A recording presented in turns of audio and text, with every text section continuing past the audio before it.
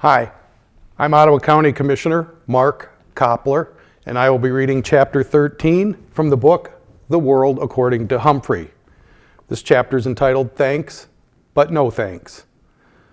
Since Mrs. Brisbane didn't say a word to me on the drive home, I had time to reflect on the last few months. I had not had a bad experience with any of the families I had visited. In fact, they had all been gracious and welcoming, except for Miranda's dog Clem, but I knew how to handle him. In return, I'd lent them a helping paw here and there. After all, you can learn a lot about yourself by getting to know another species. I was overdue for trouble, and I was likely to get it at Brisbane's House of Horrors. That's how I pictured her home, decorated with skeletons and bats and eerie jack-o'-lanterns all year long. I was shivering at the picture I had in mind when Mrs. Brisbane actually spoke. "Humphrey, I need you like I need a hole in the head," she complained. "The same to you," I squeaked back rudely, knowing she wouldn't understand. "I don't know what Bert's going to say about you, but whatever it is, it won't be pleasant. Nothing he says is lately," she continued. "Bert? Who's Bert?" Then I realized it must be her husband, the one who's sick. Well, I was certainly not looking forward to meeting him based on what I'd just heard. "It won't be much of a Thanksgiving," she said. "We don't have much to be thankful for this year, but I'll try." "Good for you," I squeaked. She almost smiled. "Thanks for the support." The Brisbane house was yellow with white shutters and lots of big trees. Colored leaves covered the front yard. "And on top of everything else, I have to rake," Mrs. Brisbane said through gritted teeth. Inside, the house was surprisingly cozy. Not a skeleton or a bat in sight. Lots of pretty pictures on the walls and some big yellow flowers in a vase on the table. "Bert, I'm home," Mrs. Brisbane called out. A few seconds later, an old man rolled into the room in a wheelchair. His gray hair was uncombed and stuck out in places it shouldn't. His chin was covered with gray stubble, and he wore very wrinkled tan pajamas. His expression was so sour, he looked as if he'd just drunk a glass of vinegar. Mrs. Brisbane set my cage on the low coffee table. "We have a guest for the weekend." I could tell she was trying to sound cheery. "His name is Humphrey." Mr. Brisbane sneered.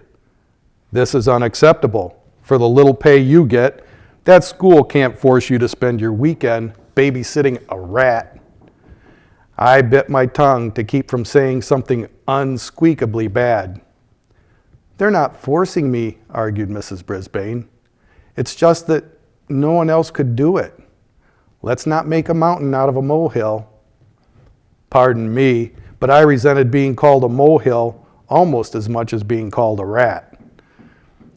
Mrs. Brisbane quickly changed the subject. "I thought you were going to get dressed today." "Why should I? I'm not going to see anybody," Bert Brisbane growled, "except you and that rat." Mrs. Brisbane got up and walked out of the room without saying another word. Boy, nobody in room 26 could get away with talking to Mrs. Brisbane like that. I wished I could send her husband to Principal Morales' office right now. Everything was real quiet around the house for a while. Mrs. Brisbane changed her clothes to jeans and moved my cage onto a card table in the corner of the living room. Then she sat down and read the Guide to the Care and Feeding of Hamsters and the chart my classmates kept on me. "Looks like your friends have been taking good care of you," she said. "Very, very, very good," I squeaked. She fed me and gave me clean water, and then she and Mr. Brisbane ate dinner in some other room while they watched TV. They went to bed early. I'll bet they didn't say 2 words to each other. Even Miss Mack talked more at home than they did, and she lived alone. The next morning, Mrs. Brisbane was up very early, and soon the house smelled yummy. I thought maybe I'd like this Thanksgiving thing after all, at least the good smelling and eating part. What I didn't like about Thanksgiving was Mr. Brisbane. While Mrs. Brisbane was clattering pots and clinking pans and making things smell good, he sat in his wheelchair in the living room and frowned. No, I know a better vocabulary word, scowled. After a while, he called into the kitchen. "Sue, why don't you stop all the cooking and just sit down for a minute?" Mrs. Brisbane popped her head out of the door and said it wouldn't be Thanksgiving without turkey and all the trimmings. Then Mr. Brisbane said he didn't have anything to be thankful for. Mrs. Brisbane went back in the kitchen and banged around some pots and pans again. That sour expression on the old man's face was starting to get to me. So I decided to take a little spin on my wheel. I really got that thing going at high speed. I was going so fast, I couldn't even see whether Mr. Brisbane was smiling or frowning. Finally, Mrs. Brisbane came into the room to sit down. "Would you look at that, Sue?" her husband asked. "He does that all the time," she said. "Just spinning his wheels like me, stuck in a cage and going nowhere." Mr. Brisbane's voice was so grim, I stopped spinning. Whew, I was a little dizzy. "You're wrong, Bert," said Mrs. Brisbane. "Humphrey's not stuck. He goes everywhere. Every weekend he goes to another house. He eats different foods. He gets out of the cage and runs through mazes. He runs and jumps and climbs. You're the only one spinning your wheels and going nowhere. You're stuck in a cage, but it's a cage you made."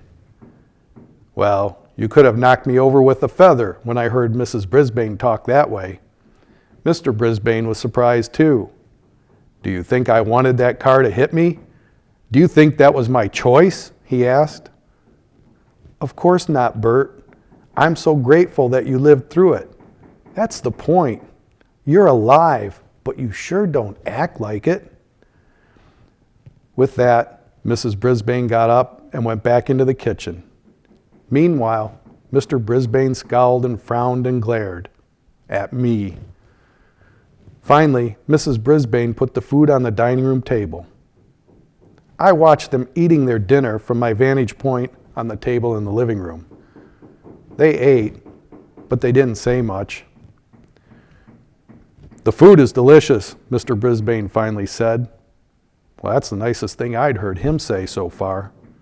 "Thank you," Mrs. Brisbane replied. There was silence for a while. Then Mr. Brisbane said, "Just think, last year after Thanksgiving dinner, Jason and I threw the football around the backyard. Now I'm stuck here and Jason is in Tokyo." "Let's call him, Bert," his wife suggested. "It's too early there," he said. "We'll have to call later." Football? Jason? Tokyo? You can learn a lot if you stop spinning and start listening. I listened late that night when they called Jason, who turned out to be their grown-up son who was working in Tokyo, which is far, far, far away, even farther than Brazil, according to the maps in room 26. Boy, there were more Mrs. Brisbanes than I'd ever dreamed. One was mean to me. One was nice to students. One was a wife. Another one was a mother. One was a cook. One wore pantsuits. The other wore jeans. But which one was the real Mrs. Brisbane?